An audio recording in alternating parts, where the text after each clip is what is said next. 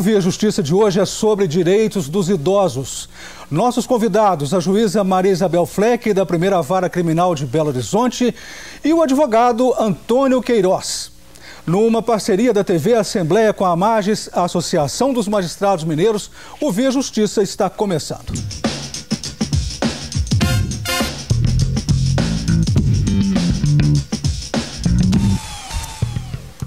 Quais são as estatísticas de crescimento da população idosa no Brasil? Quais são as mais recentes inovações legais em relação aos idosos? Doutora Maria Isabel.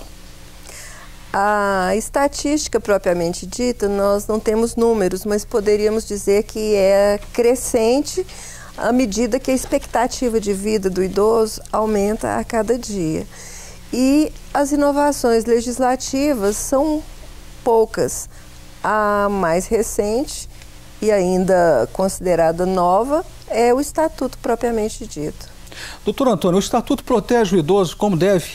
O Estatuto pretende proteger o idoso como ele merece, inclusive concentrando-se em ações preventivas e delegando deveres não só ao poder público, mas acima de tudo a família e a sociedade.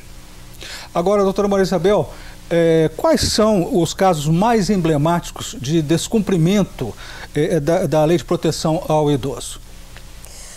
A proteção ao idoso, eu acredito que é como o doutor colocou, o dever é da família, do Estado, da sociedade.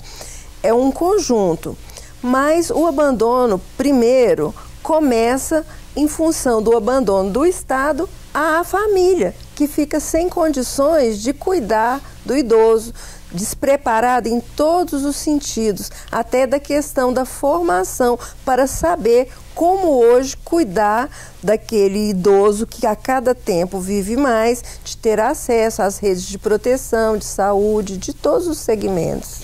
E há uma circunstância que o Poder Judiciário, e a doutora pode melhor esclarecer, já vem prevenindo e em alguns casos até reparando esse abandono que a família impõe ao idoso.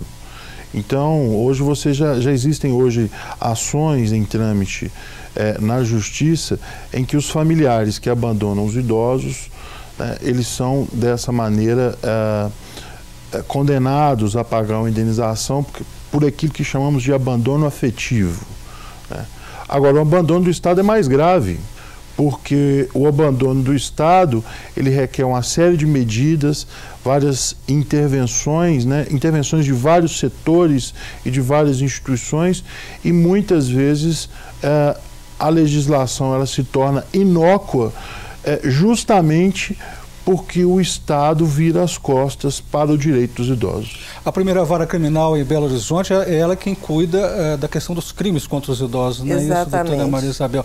E são muitos, quais são os casos principais que chegam lá? Bom, fazendo um recorte, até o próximo dia 8, a Primeira Vara Criminal vai cuidar exclusivamente dos crimes contra idosos. A partir do dia 8, ontem foi publicada a resolução 826, que divide a nossa competência também com a 12ª Vara Criminal, que tem a mesma competência de legislação especial, justamente em função da complexidade desses crimes que antes acumulavam só na Primeira Criminal, juntamente com os crimes contra a criança.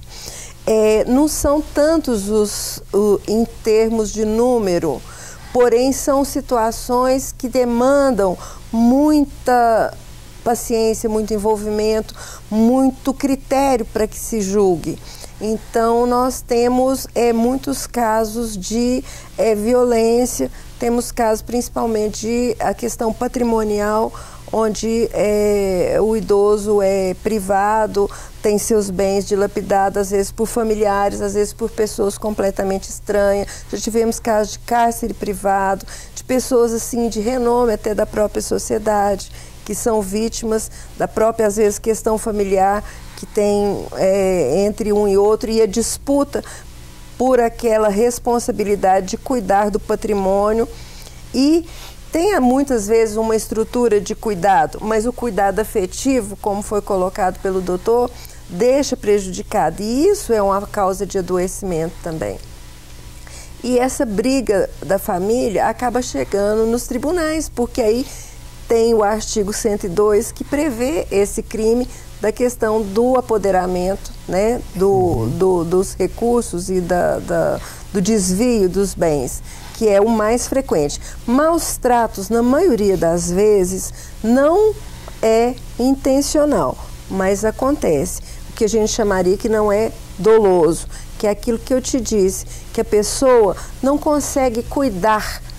E às vezes ela até abandona. Eu te citei mais cedo, quando a gente conversava, nós temos alguns casos oriundos de denúncias da Previdência Social do IPSENG, onde muito servidor público do Estado, que está com uma vida, uma expectativa de vida longa, mas adoecido, precisa de cuidados que a família não pode ou não sabe dar, e eles acham que o hospital é obrigado e deixa o idoso lá. Abandona. E é interessante destacar o seguinte, a lei é muito clara nesse sentido.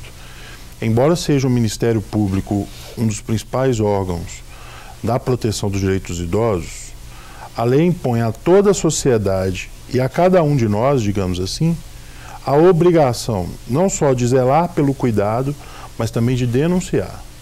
E em alguns casos específicos, a lei diz que alguns profissionais têm a obrigação e o dever legal, ou digamos profissional, de assim fazer. Vamos ver agora um Povo Fala em Belo Horizonte sobre o desrespeito aos direitos dos idosos. Tem a lei, mas elas não são cumpridas. Então há um abuso, né? Eu acho que isso tudo é falta de cultura. Então a gente tem que, né, estar bem preparado para isso e fiscalizar mesmo e cobrar. Os acessos às instituições, por exemplo, um banco, ônibus não espera parar para o idoso descer nem assentar-se. Então são essas coisas que não são respeitadas. Existe essa intolerância. Muitas vezes tem a lei que beneficia o idoso, mas nem sempre isso é bem tolerado pela população. As pessoas nunca se põem no lugar umas das outras, né? Pensa assim, eu nunca vou chegar lá. Mas eu acho que uma campanha nesse sentido seria benéfico. E seria mais uma conscientização mais ampla da sociedade, né? Para que isso venha desde das primeiras nas escolas já, né? Já ter essa conscientização do direito e o respeito ao idoso. A senhora viu aí, doutora Maria Isabel, na fala popular, a gente pode sintetizar problema cultural, né? Sem dúvida, é o problema cultural, assim como uma questão ambiental, e o próprio Estatuto prevê, deveria ser obrigatório no currículo, não só das universidades, mas desde os primeiros tempos, porque o avô é a primeira pessoa que cuida da criança, principalmente hoje nos tempos modernos, que a mulher sai de casa para trabalhar tal qual o homem, a avó supre o papel do Estado quando não tem a creche. E aí aquela figura, ela às vezes já não é respeitada pelo próprio neto. Se ele aprendesse na escola que ela já é uma pessoa idosa, que ela precisa também de ter o tempo dela, que ela não pode ter aquilo, e aí a mudança cultural é que eu acredito que vai fazer a mudança social. Como que o senhor viu a fala popular, doutor Antônio? Eu vejo o seguinte, em primeiro lugar, a lei, o cumprimento da lei torna-se prejudicado pela falta de conhecimento do próprio texto da lei. Então, poucos são aqueles que conhecem certamente o inteiro teor do Estatuto do Idoso. Especialmente os idosos não conhecem os próprios direitos que a lei lhe confere. O Via Justiça faz agora um rápido intervalo e voltamos em instantes.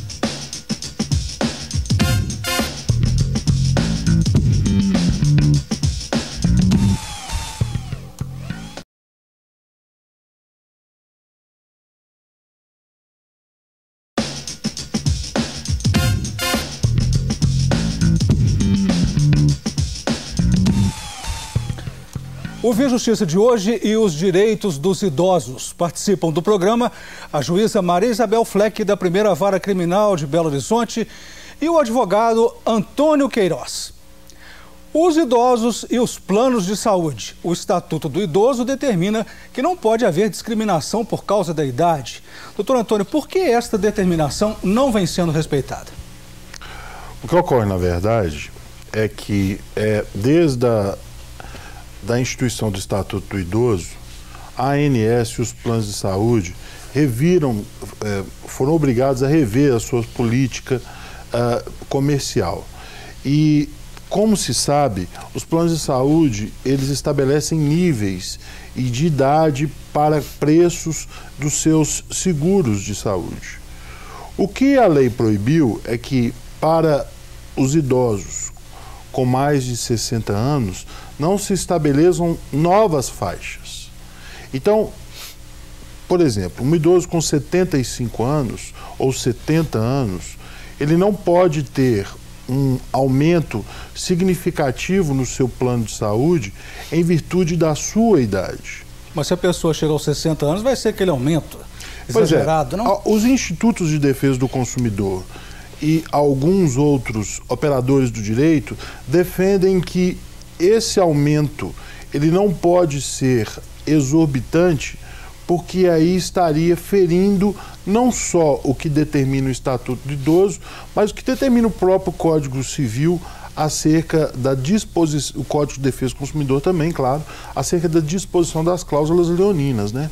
Aquelas cuja imposição financeira é majorada exorbitantemente. Mas aí, no caso, pode-se entender, então, que o que está no Estatuto do Idoso seria letra morta em relação a esses planos de saúde, o que está acontecendo? Houve um grande avanço em delimitar esses níveis, essas faixas etárias para aumento do plano de saúde. Agora, precisa se caminhar mais, né? Não só no que tange aos planos de saúde, mas em outras determinações que o Estatuto do Idoso acresceu ao ordenamento jurídico brasileiro. Doutora Maria Isabel, quais os problemas que os idosos vêm enfrentando em relação à Previdência Social? Eu vejo que o maior problema do idoso é a questão do impacto que ele sofre ao se aposentar, a perda do poder aquisitivo que a aposentadoria não vai acompanhar o mesmo reajuste que ele tinha no tempo de serviço ativo. E aí, perdoe-me, né? E aí o que acontece é o subemprego, como a gente comentou. E interessante que o próprio Estatuto, ele diz que o benefício previdenciário deve manter o seu valor real. E não é realidade, né? E a gente percebe que isso leva não só a uma desvalorização da pessoa, a um estado psicológico afetado, a uma perda da qualidade de vida, do potencial aquisitivo, e ele, quando vai buscar um retorno ao mercado, muitas das vezes se vai usar desse direito que também é previsto aí das vagas reservadas, pode ser inclusive usado para ter o benefício do idoso em prejuízo da sociedade, porque aí ele vai para a fila do banco, leva 300 boletos para pagar e vai passar na frente de todo mundo. É o capital se apropriando de uma vantagem que a princípio, de um direito que é a princípio do idoso. Porque uma coisa curiosa, eu já observei isso nas filas, né, de lotéricas, essas coisas, as pessoas reclamam, toda hora chega idoso e nós estamos aqui... Como eu disse, é o capital se apropriando dessa vantagem que a lei garante ao idoso, né, desse direito que a lei garante ao idoso, que para o próprio fim é justo, né? Agora, o que as empresas vêm fazendo é justamente contratar idosos para prestar esse tipo de serviço, contando com as vantagens que a lei lhe confere. Todo idoso tem o direito a ser atendido com prioridade nos órgãos públicos e privados que prestam serviços à população.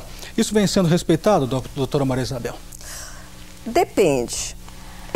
Eu observo que nas filas dos bancos, por exemplo, existem, no supermercado, no fórum, existe a prioridade que se dá. Você pede, o advogado peticiona, comprova, o processo vai tramitar. Mas isso não significa que também não vai cumprir o rito processual adequado.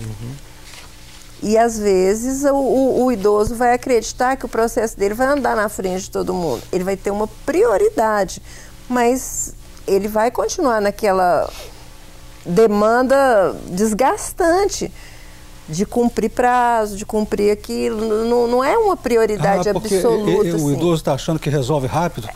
A maioria acha que sim. É porque a lei garante a preferência na tramitação, né? Desde que requerido pelo idoso. Mas como a doutora bem colocou, havendo preferência ou não, todos somos vítimas, né, da morosidade do Poder Judiciário. E eu não diria só da morosidade, da própria questão processual. Que você não pode atropelar os ritos, que são difíceis. A própria a parte contrária, o direito do contraditório, todo mundo recorre de tudo. Então o idoso não entende que não é porque não teve um provimento judicial, é porque a outra parte tem direito também de recorrer, de fazer, e a coisa não anda. Sobre esse atendimento de órgãos públicos e privados, o que o senhor tem a dizer mais? Eu vejo, por exemplo, em algumas circunstâncias, a lei vem sendo atendida, né? Até pela experiência comum. Bancos, lotéricas, correios. A doutora pode até esclarecer melhor do que eu. No fórum existem assentos preferenciais para os idosos, atendimento preferencial aos idosos no balcão. Agora, infelizmente, alguns, eu não vou aqui apontar, mas alguns serviços públicos e também algumas instituições privadas não atendem o cumprimento da lei. Só para a gente ter uma noção, será que os idosos têm um atendimento preferencial também nos serviços de saúde, tal qual determina a lei? Então, para a gente chegar a essa conclusão, é necessário que a gente faça uma investigação em vários outros âmbitos.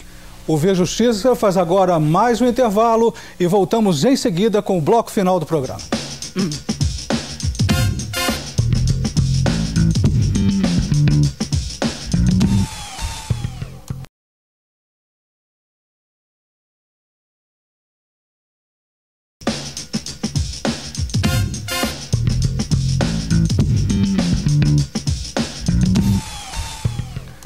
O Vê Justiça e os direitos dos idosos. Participando do programa, a juíza Maria Isabel Fleck, da Primeira Vara Criminal de Belo Horizonte, e o advogado Antônio Queiroz. Doutora Maria Isabel, como que o Estatuto trata o envelhecimento? De forma preventiva, como o doutor já colocou e como nós já falamos. Porém, a sociedade ainda está muito aquém de tudo isso, né? E eu acredito que é um processo ainda muito difícil da gente conseguir, e que só por meio daquela mudança de mentalidade que vai ser feita através da educação e do processo cultural que nós vamos conseguir implantar as políticas públicas adequadas, né? E que as pessoas vão conseguir não só reivindicar, mas ter acesso às garantias que a lei assegura. É curioso, até eu pergunto para a senhora mesmo, as famílias não deram satisfatoriamente para as crianças essa visão de respeito ao mais idoso? Porque é ali que eu acho que houve uma perda do respeito ao idoso. A senhora acha que houve? O fenômeno da saída da mulher do lar para o mercado do trabalho criou um vácuo. E essas crianças ou foram para alguma escola pública ou para uma creche, ou ficaram na rua, ou se ficaram com as avós, como eu já coloquei. A escola educa, mas ela não supre o papel da família. Então aquele respeito, aquele amor, aquele carinho, aquele cuidado que você tinha com o seu antepassado, isso não está sendo passado. E vivemos em uma sociedade de consumo em que se pretende retardar o envelhecimento. Ou seja, a mensagem que essa sociedade nos impõe, que esse mercado de consumo nos impõe, é de que o envelhecer é ruim. Então as pessoas não admitem envelhecer. E como não admitem envelhecer, também não respeitam aqueles que são envelhecidos. O senhor falou aí no direito, vamos falar sobre o idoso e o direito do consumidor. O que está acontecendo nessa área? O que eles enfrentam? A gente tem uma série de situações. Voltando à questão do plano de saúde, alguns consumidores, alguns idosos que são limados sem prévia comunicação dos planos de saúde, especialmente os planos de saúde coletivos. E aí a advertência que se faz aos idosos, quando contratar os planos de saúde coletivo, buscar uma instituição idônea que lhe ofereça tal produto. Outra questão é que muito se diz e a gente observa cotidianamente, fala a respeito das passagens, do transporte coletivo. Há uma reserva do transporte coletivo, mas um detalhe, essa reserva do transporte coletivo interestadual, ela só é devida ao idoso de baixa renda. Aos demais idosos, não. Então, aquele idoso de baixa renda que recebe até 2 salários mínimos, ele tem direito ou a 2 vagas, se assim houver, ou então a 50% de desconto no valor da passagem. Mas está sendo cumprido? Na maioria das vezes, não. Por quê? Porque os próprios bilheteiros, os próprios empregados das transportadoras, eles não têm conhecimento da legislação. Às vezes, muitas vezes, está lá fixado, mas ele não conhece a fundo a legislação. Dentro dessa área do consumo, eu gostaria de chamar a atenção para o que a gente tem visto até no aspecto que também é criminalizado, não só o apoderamento e retenção do cartão de pagamento para a questão de benefício, como os empréstimos consignados, que a gente vê constantemente o idoso sendo vítimas de verdadeiros grupos que são especializados em fazer empréstimos com juros extorsivos e que tiram comissões avultadas. E ainda pior, muitas vezes o idoso empresta o cartão para a própria família. E é crime, né, doutor? É crime. É bom deixar isso muito claro. E a família promete que vai pagar ou que vai dar para ele o equivalente e ele fica privado. Então são situações dolorosas que a gente vê. É crime não só o estelionato, mas é crime também o familiar que se apodera. Não só o familiar, qualquer um que se apoderar do cartão. E a gente vê também a questão do estelionato que tem sido por grupos criminosos mesmo, que tem sido combatido pela Promotoria Especializada do Consumidor. Se me permite concluir só a questão do direito do consumidor, e aí isso não só serve para as relações de consumo, mas para as quaisquer outras relações em que o idoso estiver envolvido, a lei diz que deve haver não só um tratamento adequado à sua condição, mas também que as pessoas envolvidas sejam treinadas segundo essas determinações. A gente está chegando ao final do programa, vamos para as considerações finais. Doutora Maria Isabel Fleck. Bom, de tudo isso eu quero falar alguma coisa boa. Eu tenho acompanhado, até prefaciei um livro recente que tem uma larga experiência, não vou fazer propaganda aqui, mas vai sair um lançamento em breve. E tenho acompanhado algumas residências que estão sendo criadas, abrigos que estão sendo implantados, já com programas bons para as pessoas que fizerem essa opção. Tenho visto assim, um interesse crescente para que a literatura do assunto, que é pequena, possa crescer. E assim espero que a tomada de consciência seja melhor e convido as pessoas que estejam com dificuldade para lidar com o idoso, que hoje não é fácil, todo mundo trabalha, que procurem os lugares adequados. Rapidamente o senhor, doutor Antônio. Bom, em primeiro lugar, lembrar que não só é dever do Estado, mas dever de todos, a prevenção e a proteção do idoso. Lembrar que podem ser feitas denúncias, não só ao Poder Judiciário, mas especialmente ao Ministério Público. Então, qualquer violação do direito do idoso deve ser comunicado ao Ministério Público. E, finalmente, lembrar a todos que um dia envelheceremos. Então, respeitar hoje e efetivar o direito do idoso hoje é efetivar o seu direito amanhã. Muito obrigado ao senhor, muito obrigado à senhora pelas participações. O Via Justiça de hoje termina aqui. Este programa é uma parceria da TV Assembleia com a AMAGES, a Associação dos Magistrados Mineiros. Contato pelo e-mail viajustiça@amages.com.br e até o nosso próximo encontro.